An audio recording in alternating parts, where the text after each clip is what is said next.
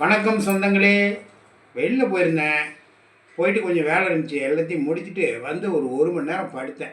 வரும்போதே என்ன பண்ணேன், வெள்ளரிக்காய் வாங்கிட்டு வந்தேன். இந்த வெயில் காலத்தில் வெள்ளரிக்காய் வந்து அவ்வளோ உடம்புக்கு நல்லது.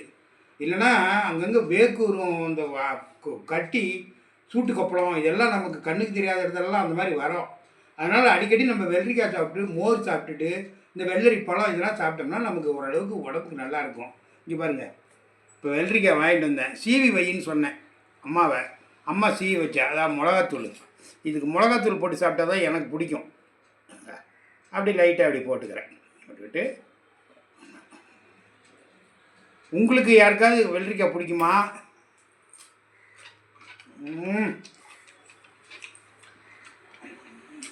ரொம்ப அருமையாக டேஸ்ட்டாக இருக்குது. அடிக்கடி நீங்களும் வெள்ளரிக்காவில் எல்லாம் யூஸ் பண்ணுங்கள். உங்களுக்கு யார் யாருக்கு வெள்ளரிக்காய் பிடிக்கும், யாராவது ரெகுலராக யாராவது சாப்பிட்றீங்களா, இதை கமெண்ட் பாக்ஸில் சொல்லுங்கள். பாய்.